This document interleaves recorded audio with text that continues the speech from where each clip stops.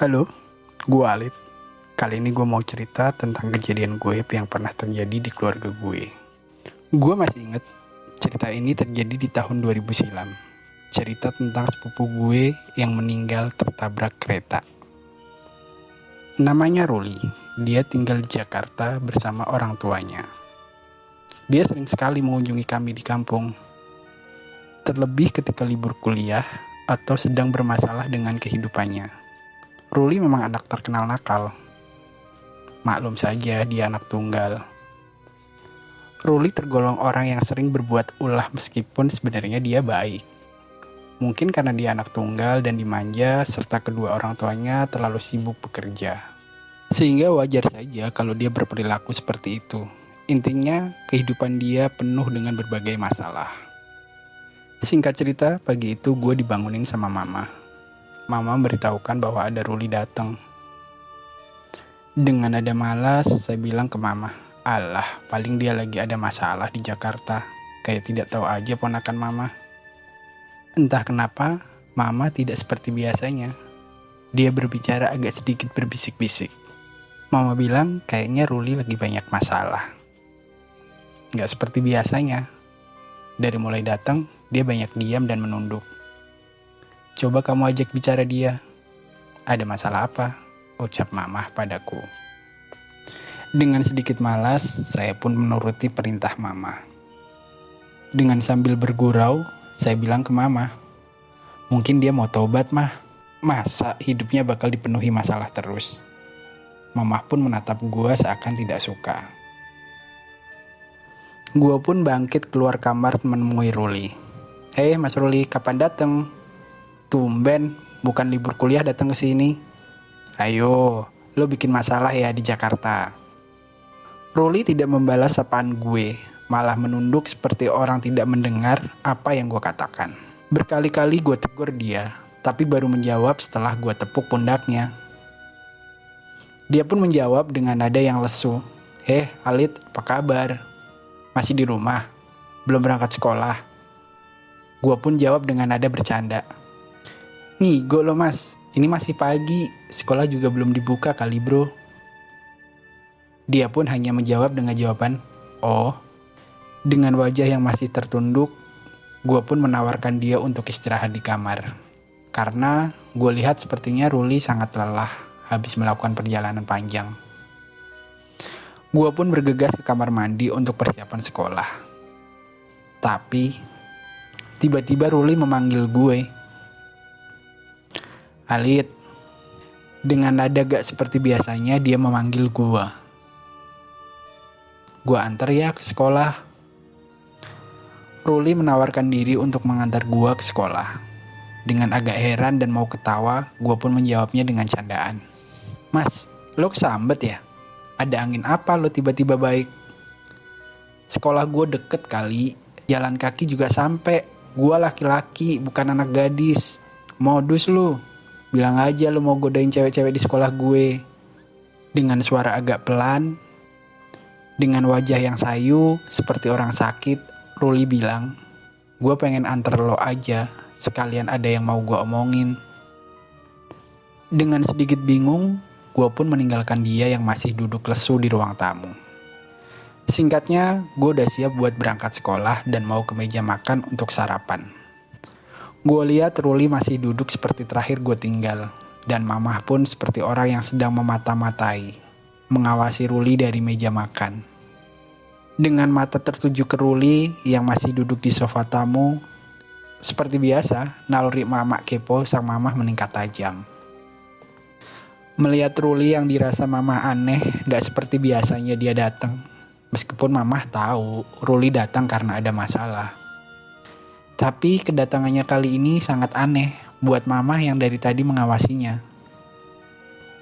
Mamah pun membisikkanku, "Kamu udah ngobrol belum sama Ruli?" "Tahu mah, aneh aja. Masa Mas Ruli mau antar Alit ke sekolah? Udah kayak sekolah Alit jauh aja." "Mah, kesambet kali Mas Ruli pas perjalanan ke sini." Mamah pun menatapku dengan tatapan seolah ingin berkata, "Alit, jangan bercanda." Mamah pun menyuruhku, Udah sana samperin kakak kamu, ajak dia sarapan bareng. Dengan gaya selebor gua pun teriak. Mas Ruli, disuruh sarapan. Tapi yang dipanggil tidak menjawab. Gua pun mengulangnya lagi. Mas Ruli, sarapan buruan. Udah disiapin sama mama. Tapi tetap saja dia tidak menjawab. Gua lihat dia masih saja menunduk seperti tidak mendengarkan suara panggilan gua yang kayak toa rusak. Gua pun beranjak mendekatinya dan mengulang ucapan gue. Mas Ruli, disuruh sarapan. Udah ditunggu, buruan ayo. Dia pun gak menyahutnya. Dengan sedikit kesal, gue pun mengulangnya sambil mengoyak-ngoyakan lengan Ruli. Woi, bengong aja dipanggil. Noh, disuruh sarapan sama mama. Dengan nada lesu, Ruli menjawab jawaban yang tidak nyambung. Lid, udah siap berangkat sekolah? Dah malah balik nanya. Dengan nada kesel, gue pun menjawabnya. Iya, tapi disuruh ngajak Mas Ruli sarapan dulu. Dipanggil-panggil dari tadi bengong mulu. Kenapa mas? Sakit? Dia gak jawab, malah beranjak dari sofa menuju meja makan begitu saja. Dalam hati gue pun bergumam, orang kota yang aneh. Acara sarapan pagi pun dimulai. Gue, Ruli, dan Mama. Mama pun menawarkan makanan yang Mama masak ke Ruli. Tapi dia bilang belum lapar, nanti saja katanya.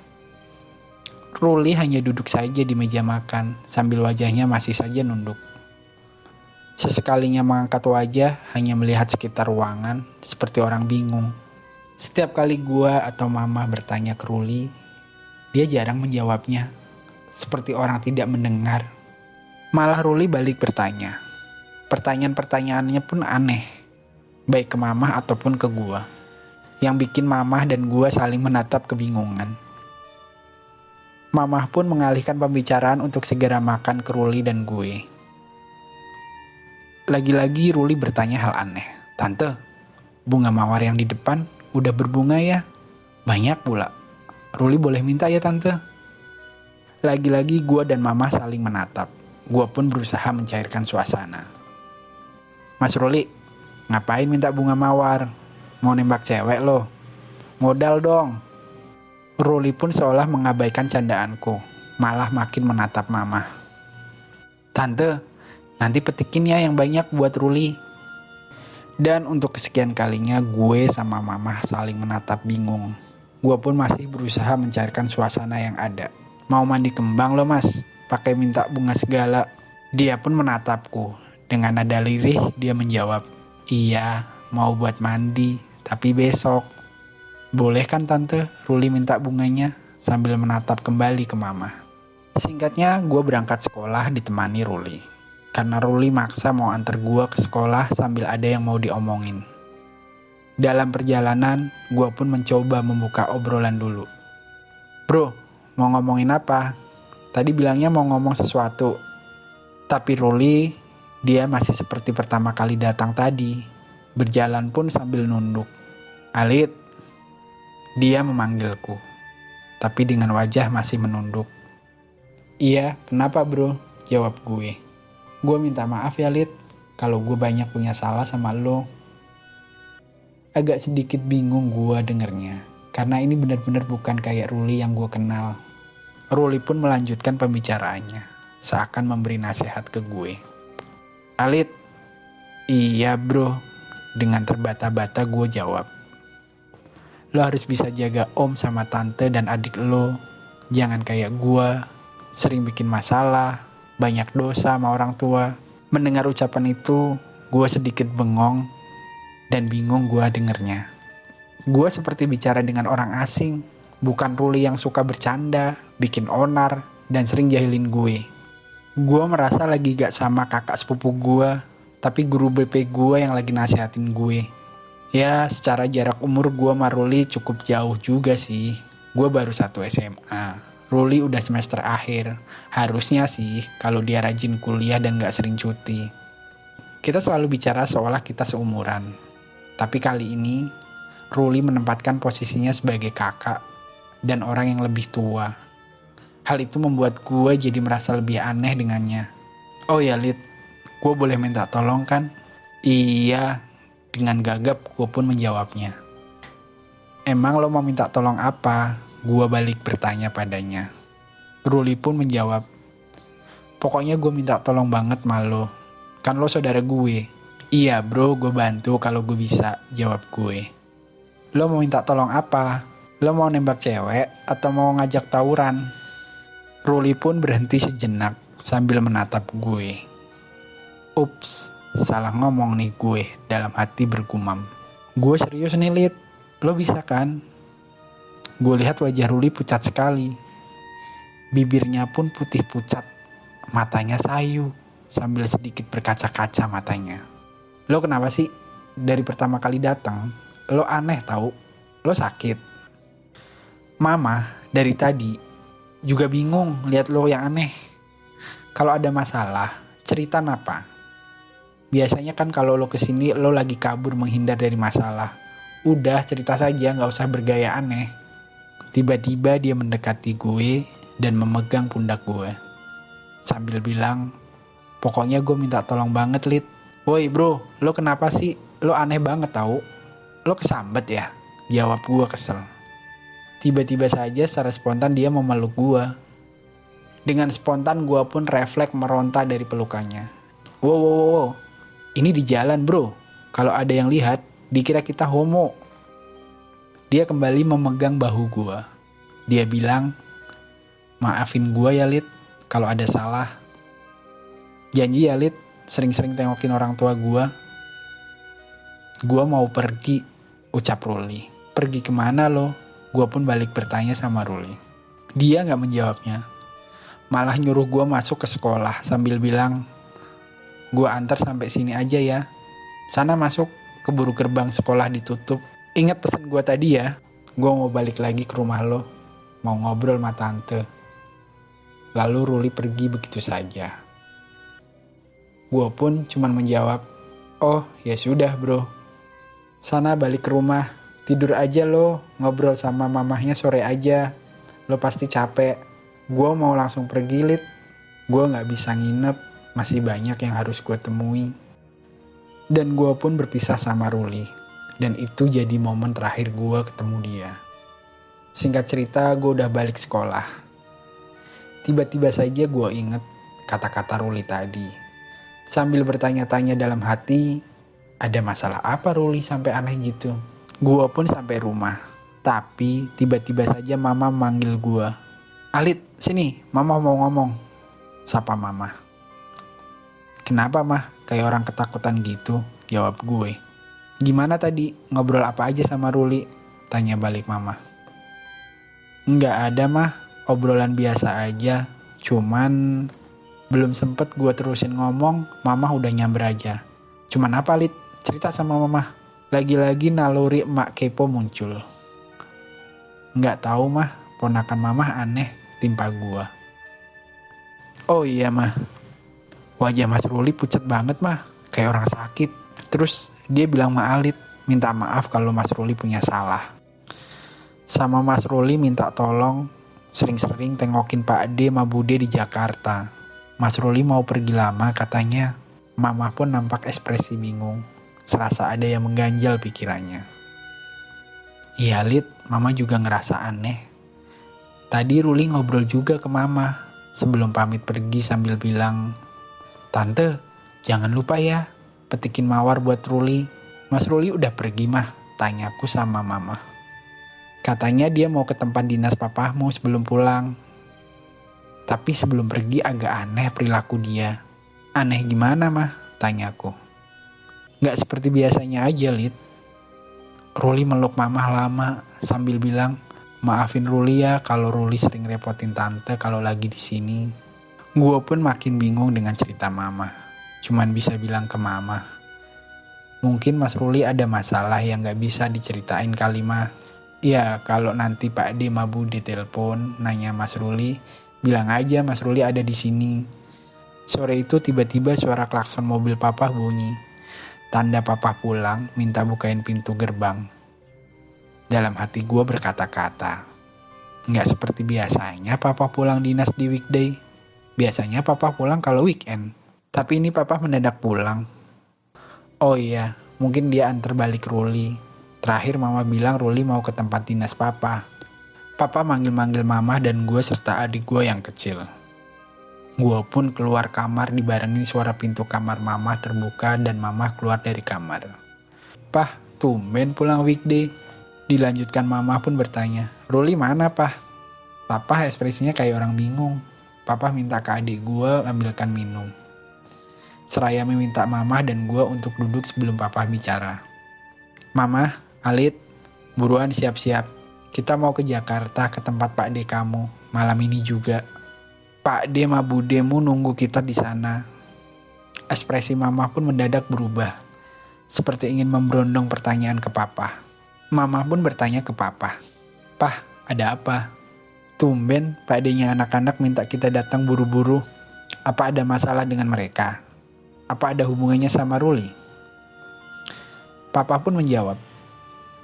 Kok mama tahu ada hubungannya sama Ruli? Terus ngapain kita diminta ke Jakarta kalau bukan urusan Ruli kabur dari rumah? Pah, kalau ada hubungannya sama Mas Ruli, mending papa bilang aja ke Pak D.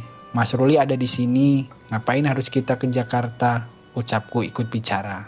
Mendadak wajah papa kebingungan. Serasa berkata terbata-bata. Ruli kesini. Jangan bercanda kamu, Lid. Mama pun ikut menjawabnya. Bener si Alit, Pah. Tadi Ruli kesini. Emang papa gak ketemu? Dia tadi bilang mau ke tempat dinas papa. Mama pikir papa pulang antar Ruli. Ekspresi papa makin bingung. Kalian gak lagi ngerjain papa kan? Sambil minum air yang diberikan adik gua, papa pun berkata, ngerjain papa gimana? Sambar mama. Sini semua, papa mau ngomong penting. Kami berempat pun langsung duduk sambil tatapan mata tertuju ke papa semua. Papa pun mengulang pertanyaan lagi. Beneran, Ruli tadi datang ke sini. Kapan? Jam berapa? Sama siapa?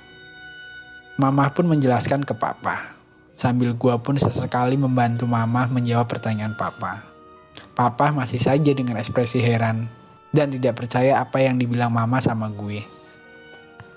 Papa pun menceritakan ke kami alasan kenapa kami sekeluarga diminta ke Jakarta sama kakaknya papa. Semuanya dengerin ya. Apa yang mau papa bilang? Tadi di kantor, papa dapat telepon dari Jakarta. Kita diminta ke Jakarta sekarang. Karena tadi siang ada polisi yang datang ke tempat Pak D kalian. Polisi memberitahu kalau Ruli ada di rumah sakit. Dia sudah 1 minggu lebih di rumah sakit. Serius, Pah? Jawabku. Agak sedikit heran sih. Iya, Lid. Kakak sepupu kamu sudah meninggal. Tertabrak kereta dari seminggu yang lalu. Jasadnya masih di rumah sakit. Karena Ruli tidak bawa identitas, makanya polisi kesulitan mencari alamat keluarganya. Saya dan mama seperti orang bingung dan tidak percaya apa yang dikatakan papa barusan. Terlebih mama.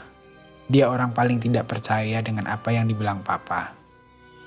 Kami pun akhirnya percaya setelah papa menelpon kembali ke Jakarta. Memastikan kebenaran beritanya. Kami pun mau tidak mau harus percaya dengan apa yang dibilang Pak D. Dan kami segera bergegas ke Jakarta. Sebelum berangkat, mama pun minta waktu sebentar untuk memetik bunga mawar di halaman. Karena mama ingat apa yang dibilang Ruli sebelum pergi. Dalam perjalanan ke Jakarta, saya pun masih dibuat heran dan bingung, masih tidak percaya dengan berita ini. Dan masih menyangkalnya, mungkin saja jasad yang dimaksud polisi bukan Ruli, karena Ruli baru saja mengunjungi kita di rumah. Kami pun sampai ke Jakarta, dan di rumah Ruli sudah banyak para pelawat berdatangan. Dan kami pun bergegas masuk ke rumah Ruli, terlihat peti ditutupin kain hijau dan terpampang oleh foto Ruli. Tampak Bude bersandar di bahu Pak D sambil menangis. Kami pun segera bergabung dengan mereka. Saya dan Mama masih saja tidak percaya dan meminta Papa untuk bilang ke orang tua Ruli bahwa apa yang terjadi di rumah. Mungkin saja itu jasad bukan Ruli, tapi Papa tetap saja meminta kami untuk tenang dan tidak menceritakannya. Hingga akhirnya polisi datang membawa sebungkus plastik yang katanya itu barang-barang korban. Dan orang tua Ruli segera membuka bungkusan plastik tersebut yang isinya pakaian dan tas yang sama persis seperti yang dipakai Ruli saat datang ke rumah.